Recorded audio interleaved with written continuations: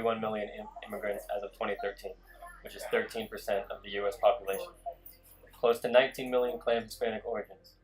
It is estimated that between 7 and 20 million illegal immigrants are in the U.S. The main reasons people decide to immigrate to the U.S. are to escape war or violence, escape a bad government, find freedom of religion, or to find jobs. For most, the journey is extremely treacherous, with hundreds dying each year from hunger, thirst, or fatal injury. When I took office, I committed to fixing this broken immigration system. And I began by doing what I could to secure our borders. Today, we have more agents and technology deployed to secure our southern border than at any time in our history. First, we'll build on our progress at the border with additional resources for our law enforcement personnel so that they can stem the flow of illegal crossings and speed the return of those who do cross over. Second, I'll make it easier and faster for high-skilled immigrants, graduates, and entrepreneurs to stay and contribute to our economy, as so many business leaders have proposed. Third, we'll take steps to deal responsibly with the millions of undocumented immigrants who already live in our country. What are your thoughts on President Obama's executive order on immigration? I think it was definitely a bold move by the president. He wanted to address the issue of immigration just because the Congress hasn't been doing anything. Well, I mean, they have. The Senate passed that bipartisan immigration bill, but it just never got past the House. So in retrospect, the president wanted to take action, an executive action, and he did. And so it's helping millions of undocumented immigrants who want a better life. So we'll have to see where it goes from here. This action would offer a legal reprieve to the undocumented parents of U.S. citizens and permanent residents who reside in the country for at least 5 years. People will no longer have to worry about being deported. Many could also receive work permits. The deferred action for childhood arrivals, which used to only apply to people under 30 years of age, now could offer the same deportation deferral to people over 30. Immigrants will have to reapply every 3 years, and this action will directly affect about 4 million immigrants. Though there are many who agree with this executive action, there are some who disagree and vote behind it. You realize you're an emperor now. It has been declared. You are Baracus Maximus I. But you know, son, there's actually an even easier way to get things done around here. It's called an executive order. I'm an executive order, and I pretty much just happened.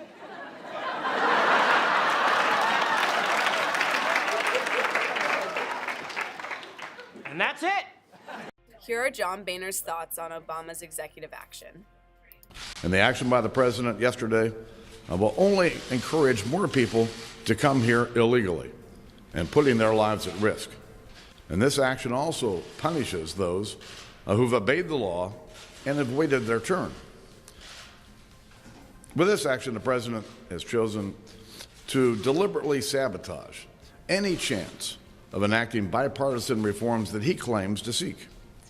And as I told the president yesterday, he's damaging the presidency itself. I think immigration overall affects every aspect of America. People who are immigrating to the United States in order to have a better life. What we're going to have to pay attention to is, especially children of immigrants, how are we going to educate them, how are we going to care for them, children in general, our welfare system, our health system. These are important aspects that we need to talk about, making sure that people who are here undocumented pay their fair share of taxes, but also that we shouldn't just deport them because they want a better life.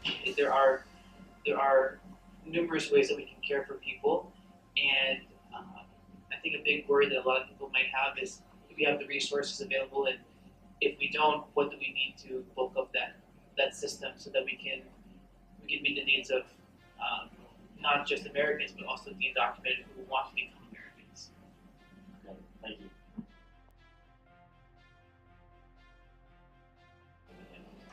There has been numerous debate over whether or not the president did the right thing in terms of the executive action.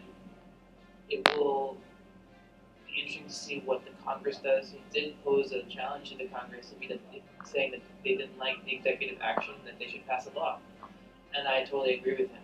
I wish he would have probably worked more with the Congress to get something more substantial, just because laws passed by Congress are more sustainable. But I guess at the time he thought it was a good decision. I really hope that the House could possibly pass the Senate version of the bill and get something that is long-lasting, that could be a more lasting solution to the problem of immigration. Only time will tell how greatly this action affects the nation.